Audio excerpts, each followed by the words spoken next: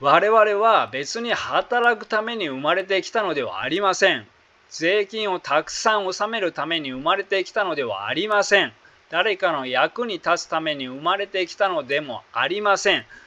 きなように生きるために生まれてきたのだから、自分のために生きましょう。自分が自分自身であれば自然と自己実現に向かいます。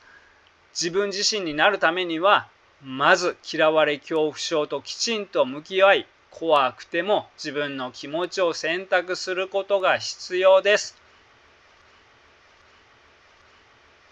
こんにちは、自分探しイズムです。私はアダルトチルドレンについての電子書籍作家で、現在のところ5冊中2冊でベストセラー1位を獲得しました。電子書籍を読んでいきやすくなりましたと言ってくださる方々も多いです。興味のある方は読んでみてください。概要欄にリンクを貼っておきます。今日はアダルトチルドレンにとって非常に難しい自己実現について話します。どうして自分は自己実現的に生きられないのかが分かると対策が見えてきます。対策が分かると進むべき道が見えてきます。この動画はなぜ自己実現的に生きられないのか、どこを目指せばいいのかということが分かるようになっていますので、興味がある方は最後まで見ていってください。まず有名なマズローの欲求5段階説から見てみましょう。マズローは人間の欲求には順番があって階段を上るように順番通りに満たしていく必要があると言っています。つまり1段目の欲求が満たされることで2段目の欲求が現れ、2段目の欲求が満たされることで3段目の欲求が現れ、3段目の欲求が満たされることにより4段目の欲求が現れるということです。では1段目から順番に見ていきましょ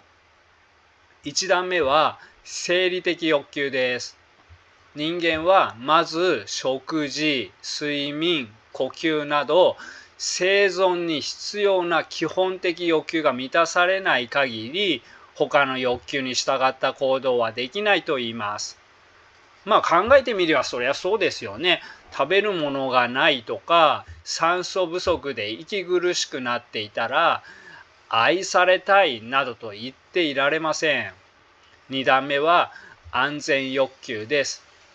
生理的欲求が満たされると次は安全な環境や健康を求めると言います。これも考えてみればそりゃそうですよね。生理的な欲求が満たされても生命を脅かすような危険な状況では他の欲求など気にしていられないと思います。3段目は社会的な欲求です。生理的な欲求と安全欲求まで満たされるとようやく愛情、友情、所属感などを求めたり、家族や組織など自分の居場所を求めたり、他者との関係に関する社会的な欲求が出てくると言います。4段目は承認欲求です。社会的欲求まで満たされると他者から尊敬されたいとか集団の中で他人に認められたいという欲求が出てくると言います。そして5段目は自己実現の欲求です。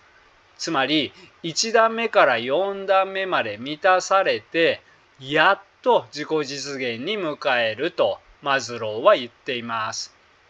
私はマズローの欲求5段階説を鵜呑みにしているわけではないのですが、例えば社会的欲求と承認欲求は同時に出てきてもおかしくないと思っています。もしくは社会的欲求の前に承認欲求が出てきてもおかしくないと思っています。でも1段目2段目は飛ばせないだろうし、1段目から4段目のどれかが欠けているのに5段目の自己実現には迎えないというところには賛成しています。そして重要なことは欠けている欲求があると自己実現に迎えないというところです。ここは一致しているのでマズローの欲求5段階説に沿って話します。1段目から4段目までの欲求が満たされている人の特徴を考えてみましょう。4段目まで満たされているということは、十分に愛されて育っているということです。ということは、自分を偽る必要がなかった人です。本当の自分で生きている人です。だから自分で自分のことをよく理解しています。自分に向いていることや向いていないこともよく理解しているし、自分が好きなこと、自分が嫌いなこともよく理解しています。そして多少の我慢は必要でも、基本的には自分の本性に従って生きればいいのだから、自分の夢やゴールが明確になり、それに向かって努力をしています。このような人は自分が本当に求めているものを理解しているので、周りの期待や評価よりも自分の内なる声に従って行動しています。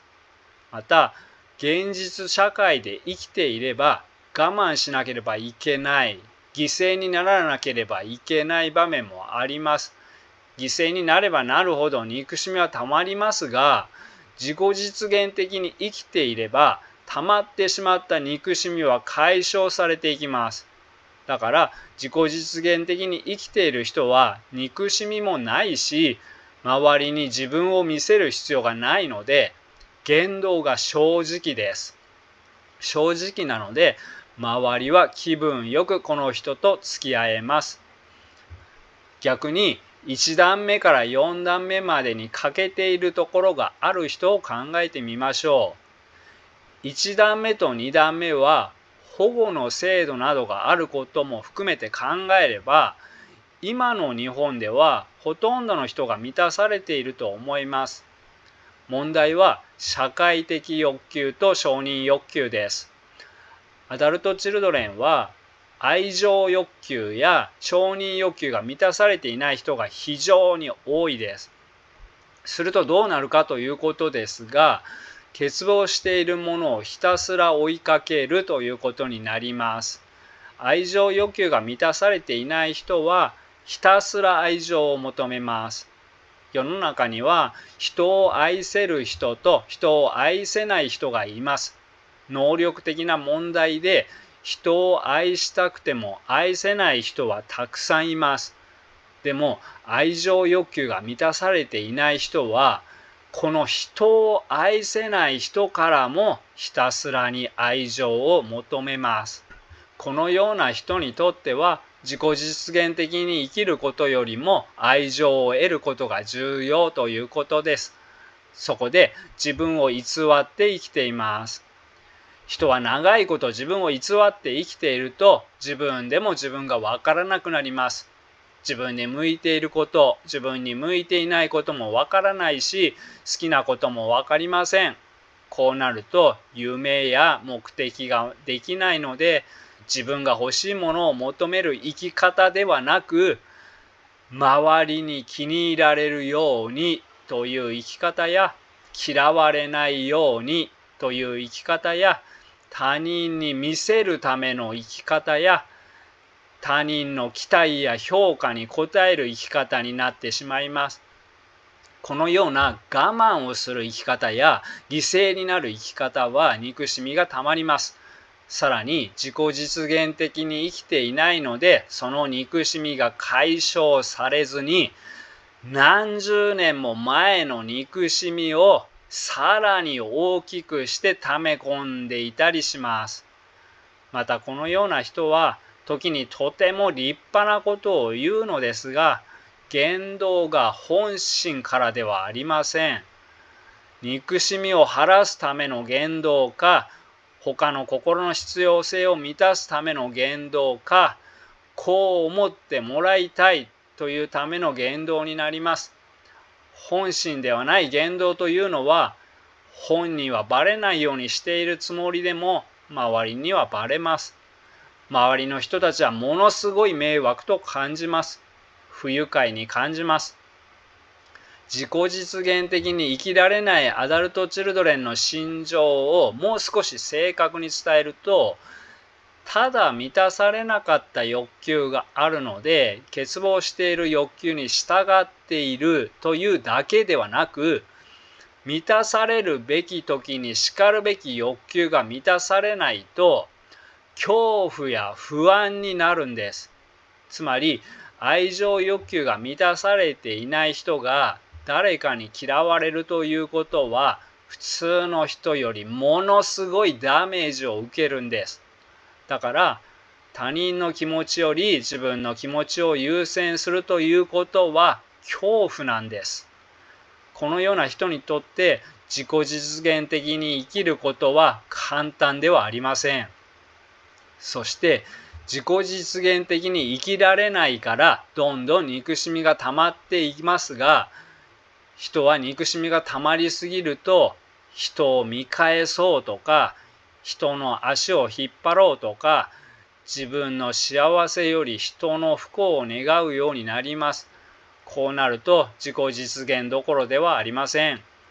それでもどうにかして自己実現的に生きられるようになると、より充実した人生を送ることができるだけではなく、アダルト・チルドレンの克服にも役に立ちます。では、どうすれば自己実現的に生きられるのかということですが、満たされていない欲求がある人が無自覚で生きていると自己実現には向かわないと分かったのであれば、無自覚で生きないで意識的に生きていこうということです。この姿勢はアダルト・チルドレンにとっていろいろな面で必要な姿勢です。無自覚で生きていたらアダルト・チルドレンの克服は無理です。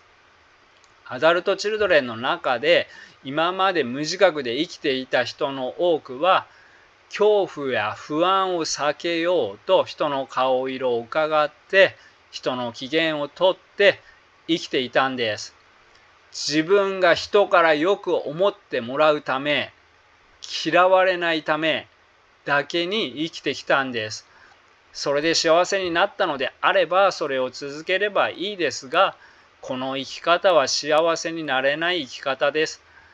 まず自分は間違った生き方をしてきたと気づかないと始まりません。もし今こんなに人の機嫌を取ってきたのに、こんなに人の欲求を叶えて生きてきたのに、人生が地獄なのであれば、もうその生き方はやめましょう。どんなに頑張っても地獄なんだったら、怖いけど意識的に恐怖に立ち向かいましょう。嫌われないように頑張る努力から、怖いけど自分のために生きる努力に変えましょう。変えましょうと言いましたが、満たされていない欲求がある人が無自覚で生きていたらこれは無理です。恐怖に負けて今までの生き方を続けます。人には人の時期があります。その人のタイミングがあります。全く愛情欲求が満たされていない人と少しは満たされている人とでは恐怖度合いも違います。だから何も今すぐしなければいけないというわけではありません。自分のタイミングが大事です。目指す方向を見据えて少しずつ前進していきましょう。自分の心の成長に合わせて実行してください。要するに愛情欲求が満たされていないから全ての人に嫌われることが怖いんです。全ての人にというのも尋常ではないけど、嫌われる恐怖度も尋常じゃないんです。めちゃくちゃ怖いんです。この尋常じゃない恐怖があるうちは、何を聞いても何を言われても自己実現には向かえません。嫌われ恐怖症を少しでも薄めていかないと、自動的に自分を犠牲にすることしかできません。まずは頭の中で、ここまで嫌われるのが怖いのは満たされるべき欲求が満たされていないからだということを理解しましょう。もし満たされていたら自分はここまで恐れていないんだと理解しましょう。それが分かれば勇気が出やすくなります。それと、嫌われたって死ぬわけではないし、そこまで怯える必要がないことを自分に言い聞かせましょう。そして、そもそも好きなことがないというアダルトチルドレンも多いと思います。今この状況で自分が望んでいることって何だろうと常に自分が満足する状態を考える習慣をつけることも必要です。アダルトチルドレンが好きなことを作るにはという動画も参考にしてください。概要欄にリンクを貼っておきます。では、ポイントを振り返りながらまとめます。マズローによると、人は満たされていない欲求があると自己実現には向かえないと言います。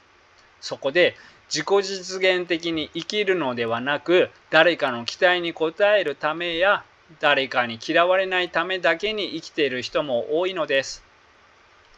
犬は平均15年しか生きられません。日本人の平均寿命は80年以上です。でも、犬は自分の人生を無我夢中で生きています。今を全力で生きています。人の目を気にしないでしたいことをします。好きな時は尻尾を振って好き好き好き好きと全身で好きという気持ちを表します。でもアダルトチルドレンは人の目を気にして自分の気持ちを隠して今を生きていません。犬は15年しか生きられなくても自分の人生を15年間生きています。自分の人生を生きた年数は何年かという比べ方をすれば人間よりも長生きかもしれません。我々も自分の人生を生きましょう。でもアダルトチルドレンは満たされていない欲求があるので恐怖や不安を感じて生きています。恐怖や不安がある人はそれを避けることが何よりも優先されるので自分の人生を生きられないのです。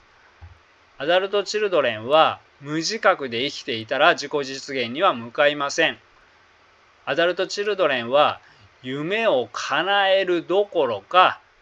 ただ夢を持つこと、それすら難しいのです。そこで本当は自己中心的なのに自己犠牲的献身をする。本当はやりたくないのに笑顔で引き受ける。本当はなりたくないのにそれになることを目指す。このように多くのアダルトチルドレンは自分の本性ではない生き方をしています。そして自分の本性にさえ気がついていないのです。自分の本性に気づいていない人はよく道を間違えます。例えば自分はこれをすべきだ、あれをしなければいけないと感じます。かつて親が要求していたことや今周りの人が要求していることに応えなければいけないと感じます。だからアダルトチルドレンはしたいで生きていません。しなければならないで生きています。例えばアダルトチルドレンはよくみんなにいい顔をしますが、これなんかも恐怖があるんです。しなければ大変なことになるという恐怖があるんです。そこで嫌いな人にもいい顔をします。しなければならないだけで生きていれば心はどんどんおかしくなっていきます。まず自分が満たされていない欲求を考えてみましょう。愛情、友情、所属感などの社会的な欲求は満たされているか、承認欲求は満たされているかと考えてみましょう。もし満たされていないのであれば、自己実現的に生きようと思えば恐怖を感じるということをまず頭で理解することが大切です。そして自分の人生を生きようとした時に恐怖を感じたら、自分はあの欲求が満たされていないから今恐怖を感じていると意識する練習から始めましょう。また自己実現を目指したくても好きなことがわからない、したいことがないという人もいるかもしれません。では、恐怖がなかったら本当はどうしたいか考えてみましょう。今までの生き方のように好きな人と嫌いな人とで同じ扱いをしたいでしょうか？恐怖がなかったら違う扱いにしたくないですか？したいがわからない人は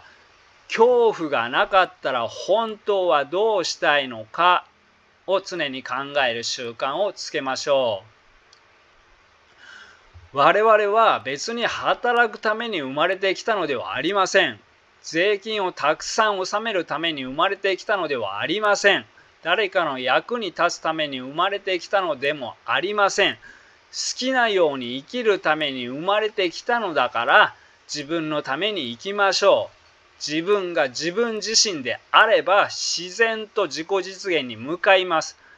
自分自身になるためにはまず嫌われ恐怖症ときちんと向き合い、怖くても自分の気持ちを選択することが必要です。そして自分のこうしたいで生きられるようになってくると、他の人が何を選ぼうと気にならなくなってきます。また自分が他の人と同じでなくても気にならなくなってきます。他人の目より自分のこれがしたいという気持ちが大切になってくると、そして依存心が克服できてくると、嫌いな人には嫌われてもいい、好きな人と嫌いな人とでは差をつけようと思えるようになってきます。ただ依存心が強いとどうしても嫌われないように自分を犠牲にしてしまうので、自己実現的に生きられません。アダルトチルドレンにとって依存心の克服は最大の課題です。アダルトチルドレンの依存心直し方、自分を犠牲にするアダルトチルドレンの直し方という動画も参考にしてください。概要欄にリンクを貼っておきます。また、小さい頃親によって満たされなかった欲求をどうやって少しでも満たしていくかということを考えながら生きていくことも大切です。それらを目指して焦らず少しずつ成長していきましょう。では、すぐにできることですが、すぐにできることのコーナーは最近始めたのですが、今後作る動画は一番最後にその日話した内容の中ですぐにできることを考えて終わろうと思っています。今日の内容のすぐにできることは、すぐにできるといえ練習は必要ですが、自分がしたいことがわからない人は、したいことが見つかりやすくなる思考に変えようと意識してみてください。したいことを見つけるためには、目的意識を持って生きる必要があります。すぐにしたいことが出てくるわけではないので、